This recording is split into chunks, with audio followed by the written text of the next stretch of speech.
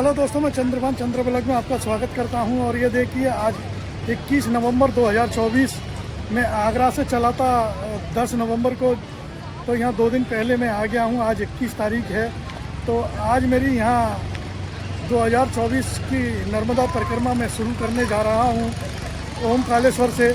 आप मेरे पीछे देख रहे हैं, ये मैया नर्मदा जी और पीछे ओमकालेश्वर मंदिर। तो दोस्तों, मैं यहाँ से अपनी दूसरी बार ये साइकिल यात्रा शुरू करने जा रहा हूँ। इससे पहले मैंने 2023 में की थी, वो 120 दिन में कंप्लीट कर दी थी। तो इस बार हम देखते हैं कितने दिन में कंप्लीट करते हैं। तो चलिए चलते हैं, बने रहिए मेरे साथ इस नर्मदा परिक्रमा में। नर्मदे हर।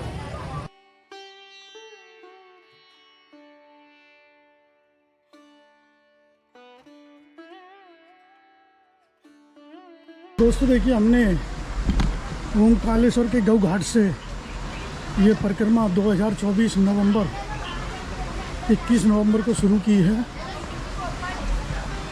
तो देखते हैं कितना समय लगेगा हमें। अभी यहाँ से बस स्टैंड तक चढ़ाई पड़ेगा हमें।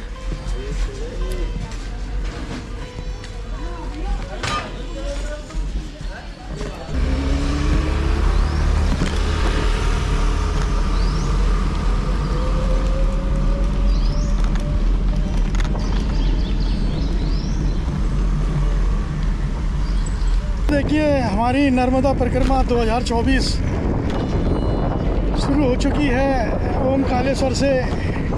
करीब इसमें हमें 1.25 महीना या 1.5 महीना लग जाएगा। तो दोस्तों, इस परिक्रमा में बने रहिए मेरे साथ। और मैं दूसरी बार भी साइकिल से ही कर रहा हूँ, और जो साइकिल से आनंद आता है परिक्रमा करने में, उसका एक अपना अलग ही आनंद है। और क्योंकि इसमें जगह जगह जहाँ भी हमें व्यवस्था मिलती है, आश्रम मिलते हैं, घाट मिलते हैं, तो उसके हम आपको दर्शन कराएंगे, मंदिर वगैरह जो भी हैं। और हम पैदल भी कर सकते हैं परिक्रमा आज, क्योंकि परिक्रमा का एक स्वरूप हो चुका है कि आदमी अपने हिसाब से, अपने समय के हिसाब से कर सकता है। बहुत से लोग बस के द्वारा करते हैं, जो कि 15 से 18 दिन में पूरी हो जाती है। और बहुत से लोग अपने वाहन से करते हैं। काफ़ी लोग जो है 2 व्हीलर से करते हैं, तो वो भी 15 से 18 दिन में हो जाती है। मैं साइकिल से कर रहा हूँ, तो मुझे कम से कम 1.25 महीना या 1.5 महीना लग जाएगा। तो दोस्तों, आज ये मेरा ओमकालेश्वर से इस परिक्रमा का मेरा पहला दिन है। और मैं डेली की डेली आपको इस परिक्रमा का अपडेट देता रहूँगा, वीडियो बना के आपको पोस्ट करता रहूँगा। और मैंने इससे पहले भी 10 वीडियो आपको पोस्ट किए हैं आगरा से ओमकालेश्वर तक के, जो मेरा सफ़र रहा था।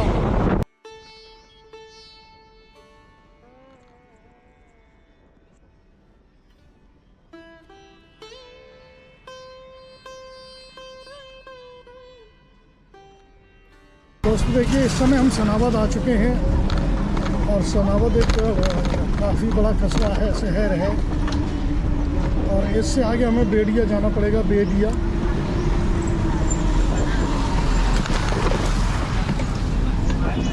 और यहाँ से अभी सियाराम बाबा का आश्रम 42 किलोमीटर की दूरी पर है।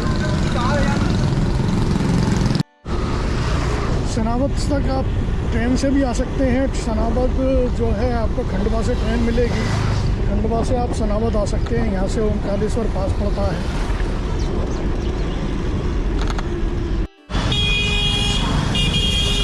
सनावद एक बड़ा शहर है और बहुत ही बड़ा बाज़ार भी है यहाँ। सुबह का समय है, इसलिए अभी पूरी तरह से खुला नहीं है बाज़ार। बेडिया के लिए ये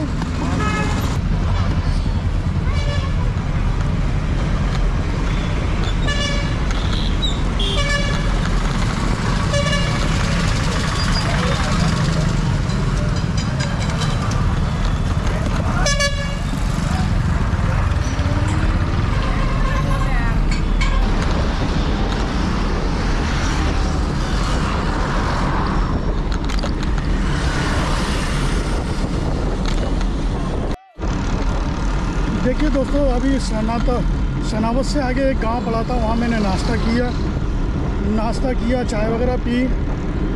और यहाँ से करीब 35 किलोमीटर की दूरी पर है सियाराम बाबा का आश्रम। तो उस दुकानदार ने 10 रुपये भी दिए कि ये मेरे पैसे जो है बाबा जी के दरबार में, बाबा जी के चरणों में अर्पित कर देना। तो चलिए उनके पैसे वहाँ चढ़ा देंगे हम। तो दोस्तों देखिए, अभी हम यहाँ बेड़िया कस्बा है, यहाँ आ चुके हैं। और यहाँ से खरगोन जो है 50 किलोमीटर की दूरी पर है। और मेरे ख्याल से ये सियाराम बाबा का आश्रम यहाँ से 25 किलोमीटर होना चाहिए।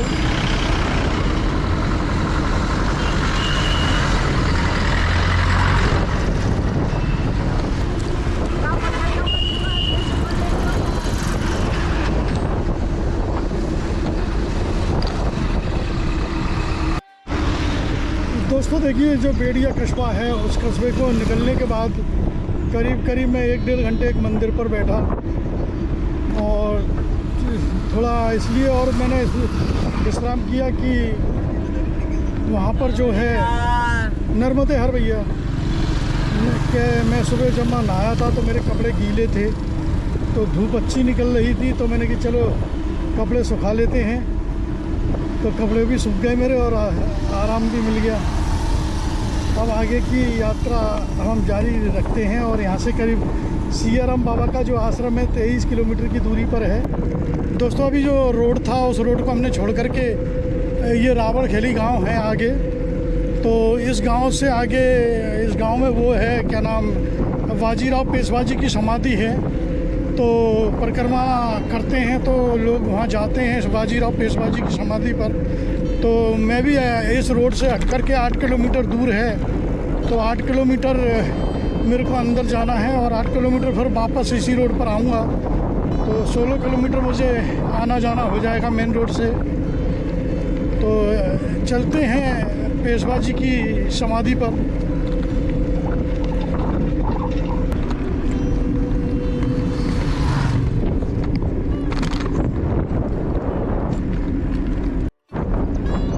दोस्तों कुछ भी कहिए, जो मेन रोड से हम इधर बाजीराव पेशवा जी की समाधि की तरफ जो रोड है 8 किलोमीटर का, बहुत ही सुपर रोड है।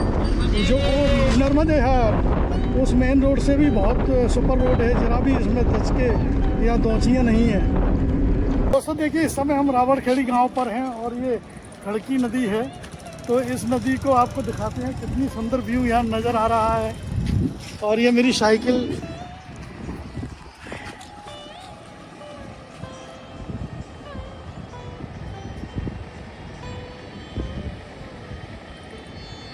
आगे चलना है करीब, अभी हम 4-5 किलोमीटर आगे हो रहे हैं यहाँ से समाधि स्थल। और इस नदी का व्यू दिखा रहे हैं, बहुत ही सुंदर नदी है ये, आगे चल करके नर्मदा जी में मिल जाएगी। दोस्तों देखिए, ये रावड़खेड़ी गांव, और इस गांव से होकर करके हम चल रहे हैं। अभी भैया जी हमें आगे आगे गाइड कर रहे हैं।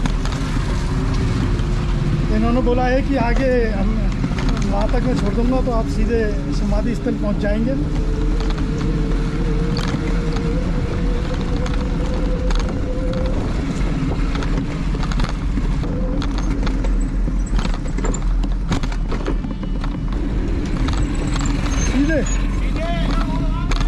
हाँ,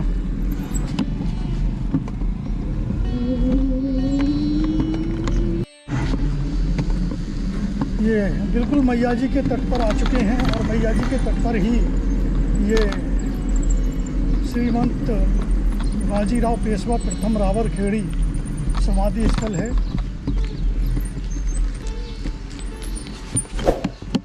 प्रथम बाजीराव पेशवा समाधि स्थल आ चुके हैं और आपको दिखाते हैं, ये सामने बिल्कुल मैया जी के तट पर है।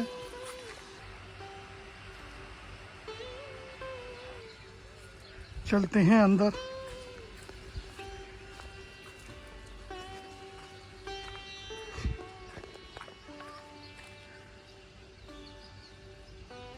समाधि स्थल अंदर।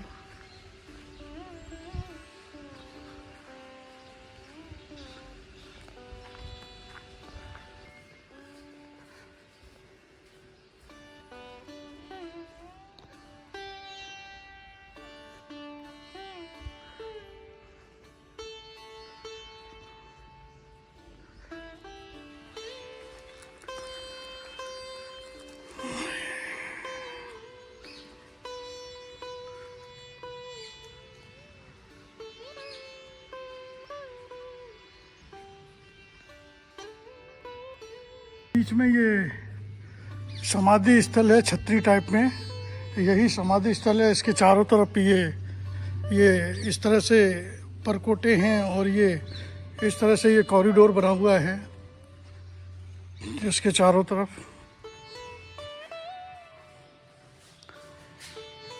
इसके समाधि के चारों तरफ सब इसी तरह से कॉरिडोर है। देखिए हम प्रथम श्रीमंत बाजीराव पेशवा समाधि स्थल आ चुके हैं। ये मेरे पीछे समाधि स्थल है और हमने आज दर्शन किए हैं, आपको भी दर्शन करा दिए हैं। तो दोस्तों अब आगे चलते हैं संत सियाराम बाबा जी के आश्रम के लिए, जो कि यहाँ से करीब 25-30 किलोमीटर की दूरी पर है। समाधि स्थल बिल्कुल मैया जी के तट पर है, तो आपको मैया जी के भी दर्शन कराते हैं। ये देखिए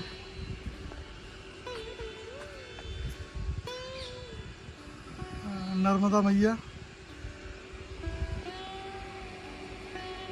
तो इस बाजीराव जी पेशवा जी के बारे में आप इसमें जान सकते हैं। ये मैं स्लॉट दिखा रहा हूँ आपको जो लगा हुआ है यहाँ।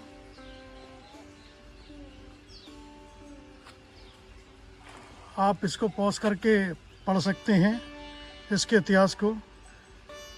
तो देखिए दोस्तों, अभी यहाँ पर काफ़ी पैदल परिक्रमार्थी हमें मिले थे और ये जो पूरा रोड है ये कच्चा रोड है, तो उस पर साइकिल चल नहीं सकती। हालांकि वो शॉर्ट रास्ता है, अगर उधर से जाऊँ तो मुझे बहुत वो मिलेगा, समय मिलेगा, मैं बचत हो जाएगी। लेकिन क्या है कि साइकिल कच्चे में चलाना बहुत ही मुश्किल होता है, तो इसलिए मैं जैसे आया था उसी रोड के द्वारा बाबा संत सियाराम जी के आश्रम तक पहुंचूंगा। ये कोई अच्छा खासा कस्बा है, काफ़ी बड़ा गांव है ये। गांव का नाम तो मुझे नहीं मालूम है।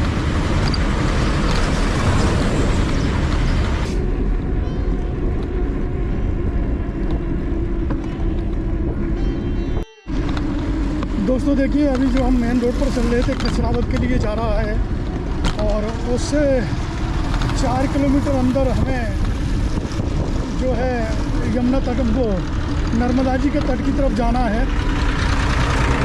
तो मेन रोड से 4 किलोमीटर अंदर की तरफ जब चलेंगे तो बाबा जी सियाराम जी का आश्रम आ जाएगा। तो आश्रम की तरफ हम चल दिए हैं। छोटा रोड है, 4 किलोमीटर की दूरी है, तो अभी पहुंचते हैं हम आधा घंटे में। तो दोस्तों देखिए, इस समय हम तेली भटियान आ चुके हैं। बाबा सियाराम जी का जो आश्रम है वहाँ।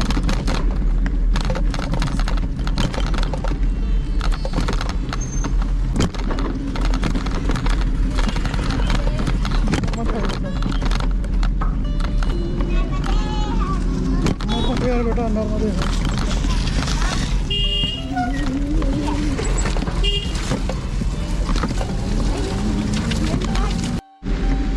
ये देखिए बिल्कुल मैया जी के तट पर ये आश्रम है बाबा सियाराम जी का। और के दर्शन के लिए देखिए यहाँ कितनी, उनके दर्शन के लिए यहाँ जनता आती है।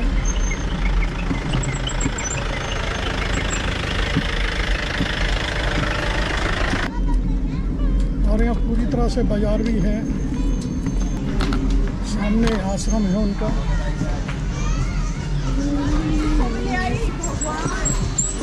सामने माँ अन्य क्षेत्र भटियान बुजुर्ग। पहले भी हम यहीं रुके थे तो यहीं रुकेंगे।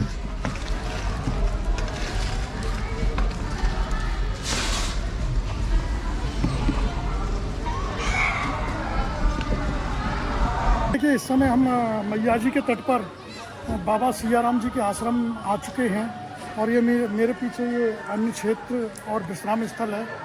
तो इसमें आज हम स्टे करेंगे और अभी शाम को बाबा जी जब दर्शन देने आएंगे तो उनके दर्शन करने जाएंगे और आपको भी कराएंगे। तो चलिए चलते हैं, आपको दिखाते हैं यहाँ किस तरह की व्यवस्था है, किस तरह से यहाँ परिक्रमार्थी आए हुए हैं। और किस तरह देखिए यहाँ बाइक से भी आए हैं, साइकिलों से भी आए हैं। और भी ये 2 बुज़ुर्ग हैं, कम से कम 70-75 साल के, वो भी आए हुए हैं। ये मध्य प्रदेश इंदौर कंपेन से आए हुए हैं। और ये मेरी साइकिल है और आपको अंदर दिखाते हैं।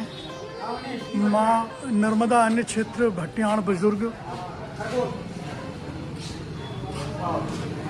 ये देखिए, ये सभी परिक्रमार्थी हैं, विश्राम के लिए आज रात को यहाँ रुकेंगे।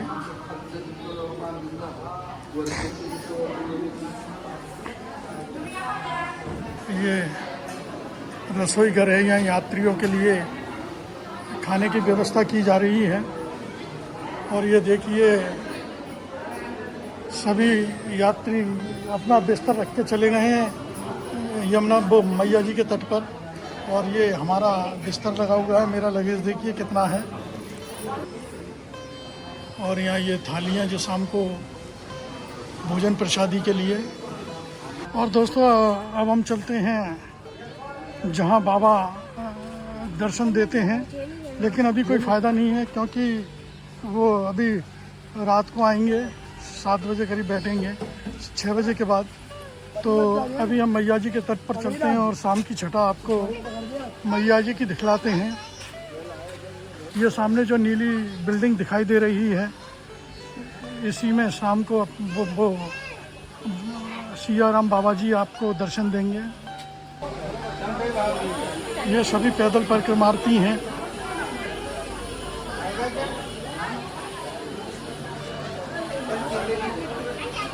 सियाराम बाबा का आश्रम इस।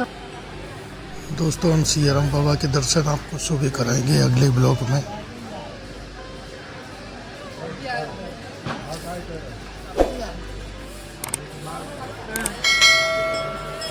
श्रद्धालु अभी यहाँ स्नान करते हुए। तो दोस्तों देखिए, इस समय हम तेली भट्टियान सियाराम बाबा आश्रम के वहाँ एक अन्य क्षेत्र है, तो वहाँ आ चुके हैं और आज हम यहाँ इस हॉल में स्टे कर रहे हैं। तो दोस्तों, अब मैं आपसे विदा लेता हूँ और इस ब्लॉग को यहीं समाप्त करता हूँ। तो मिलता हूँ मैं आपको अगले ब्लॉग में। जब तक के लिए धन्यवाद। बने रहिए मेरे साथ इस नर्मदा परिक्रमा में। बहुत बहुत आपका आभार सपोर्ट के लिए।